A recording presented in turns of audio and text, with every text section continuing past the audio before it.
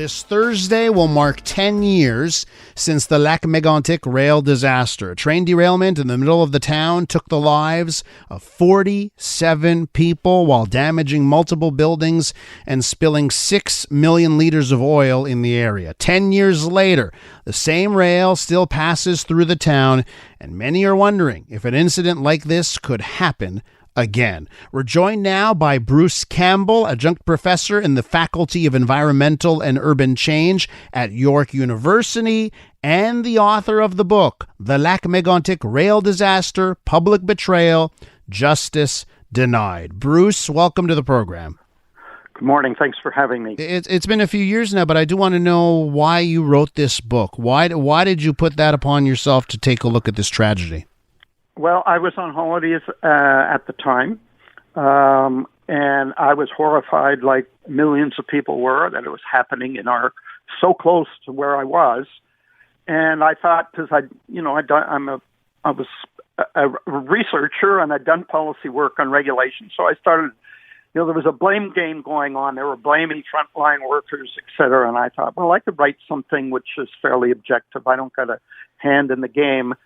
But when I got back from my holidays, I learned that my colleague at the time lost 3 members of her extended family, the 2 little girls and their mother.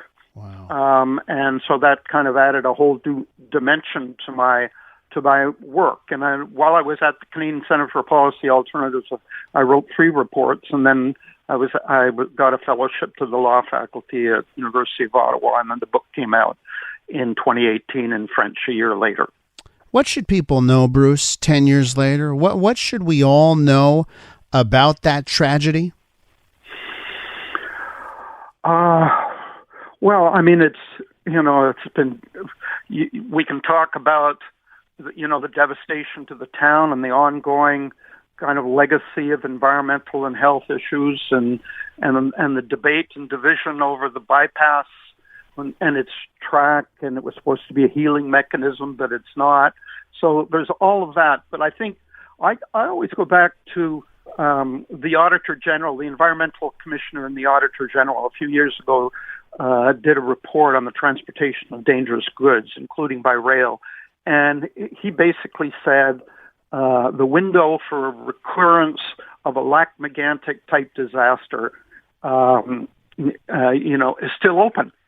And there have been a number of reports that kind of reinforce that, including from the Transportation Safety Board itself. It has what's called a watch list, and it's a risk.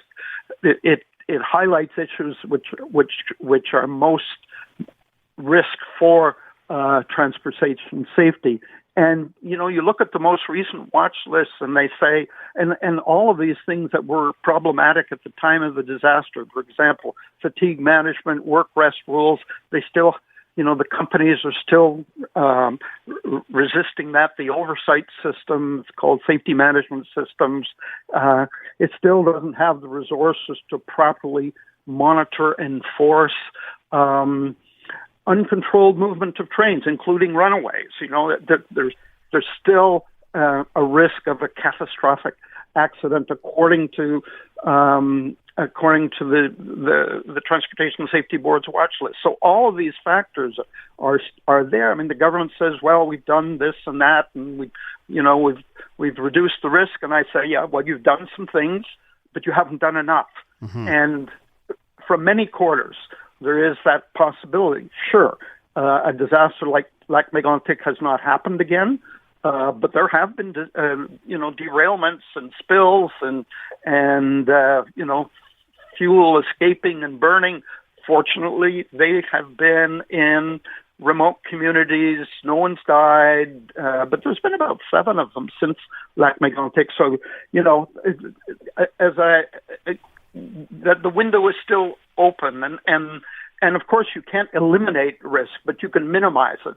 And what the government hasn't done is minimize. One thing that would be, is mandating that the regulator mandate the companies install modern braking system. They're still using old braking system, but that costs money. The companies are resisting. Or satellite monitoring of movement and then you can stop it remotely. The government still hasn't mandated those kind of systems. There's no reason to be. There's not a reason to be complacent. They're running through little towns like Lac-Megantic, and they're running through big cities like Montreal and Toronto and on and on. So that's kind of basically the way I feel about it. We're with Bruce Campbell. Bruce is the author of The Lac-Megantic Rail Disaster, Public Betrayal, Justice Denied. This week marks the 10-year anniversary of the Lac-Megantic Rail Disaster. So, Bruce, promises. The last 8 years we've had the same government here. So, you mentioned pushback from businesses here, but this is also a public safety issue. Why do you think at the end of the day the hesitancy and the delaying is winning?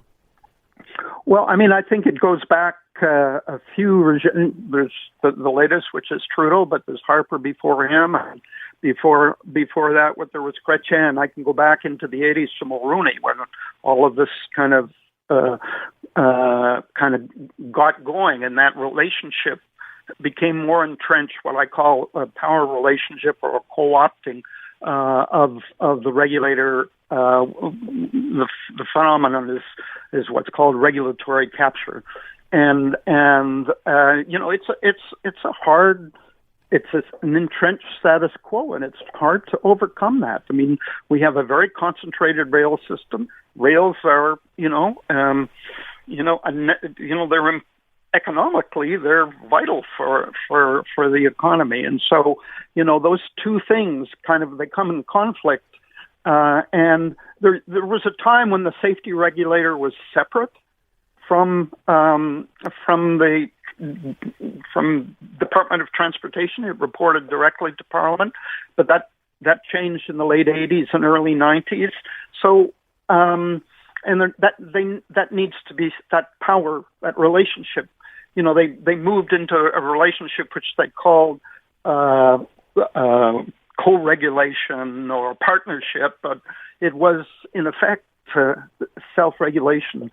And the regulator needs to have the resources to do the proper observation on site and enforcement of regulations. You have regulations concerning fatigue management, but if you're not enforcing them, the companies will continue to resist. And a judge in the last month or so just slapped CP on the wrist for ignoring those work rest rules. But that's kind of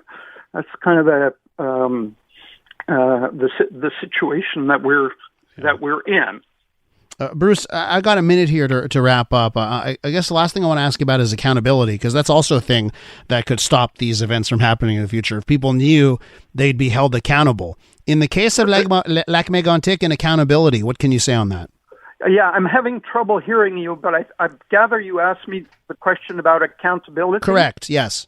Okay, well, as you know, 3 frontline workers were charged criminally.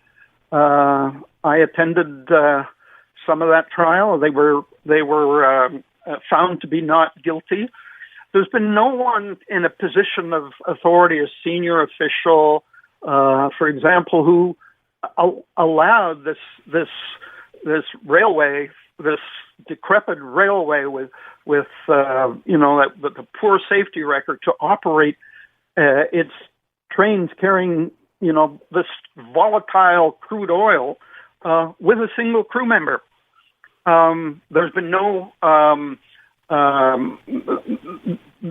there just hasn't been the accountability that those responsible, need to be held accountable. And that's, I think I could go into that in more detail, but I won't. But just to say that I think there needs to be a strengthening of the legal liability to hold senior people, whether in government or in the corporations or owners, accountable for so that they won't take the risks that they inevitably do. I mean, the chances of another Lac-Megantic are, they're remote. I mean, something of that magnitude is remote, but it's always there. Yeah. And so you do what you can to minimize the risk. Bruce? And, I mentioned modern braking systems. I mentioned greater resources for the regulator. But those are the kinds of things. I mean, people who make the decision, there needs to be, greater accountability. And I haven't seen evidence of that. And we're 10 years on. Bruce? There has not been people in the community and in the opposition parties over time. So right from the beginning, when they were demanding the Harper government hold an independent commission of inquiry, and they said no, the transportation safety report, really should be the last word. But there are problems with that report, and I kind of outlined some of them in my book. That's Bruce Campbell from York University. His book, if you want to find out more, The Lac-Megantic Rail Disaster, Public Betrayal, Justice Denied.